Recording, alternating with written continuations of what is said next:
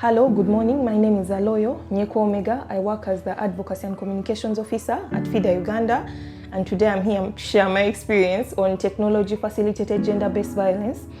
So TFGBV, or technology-facilitated gender-based violence, is a type of violence that is unique because of where it happens. It happens on online spaces, WhatsApp, Twitter, Instagram, and really any online space you can think of, even an organizational meeting that is happening via Zoom.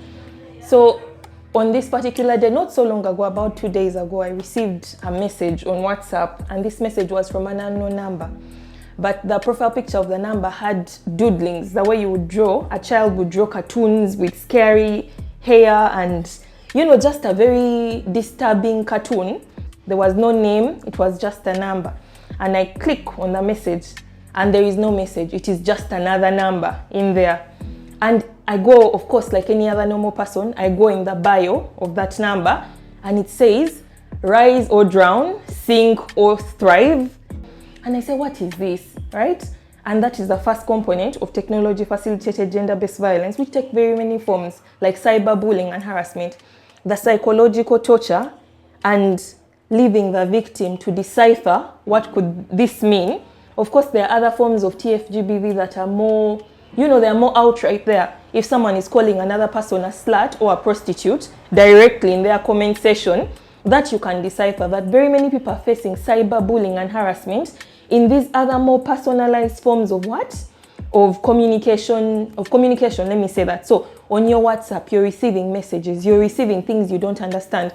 Your first instinct as a person is to block yourself, to block the person that is doing this particular thing, right? But that is only as much as you can go. In my scenario, I deleted the message and the number, and I said, oh, these are these crazy people, I will not deal with them.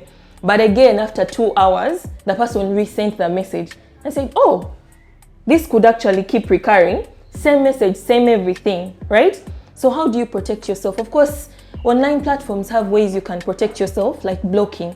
You can block a person, but how many times can you block a person? Which is now a question for police and other stakeholders, like social media companies, because you can only block a person so much, but every number on WhatsApp is connected to an email address or something. So it is very easy to trace people that are committing online gender-based violence if stakeholders come up with guidelines to say that this is how we shall trace this particular person.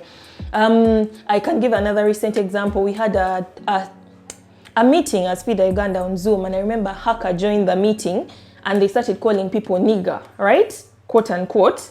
And in that particular meeting, I was thinking in my head, there are words that social media companies like Facebook and Twitter have banned, but an AI system, an artificial intelligence system should pick up on a word like this and automatically realize something is wrong. Online gender-based violence is unique because it is not like you're going to go to the police and run and say that this person has done this and this. Of course you can do that. You can go to the police and report it. But online gender-based violence must have online solutions because of the platform in which it happens. As a country, we must decide and deliberate on how we want social media companies to operate in Uganda. Currently, if I just wake up in the morning and go on YouTube, I will sign up and read their terms and conditions and just tick, right?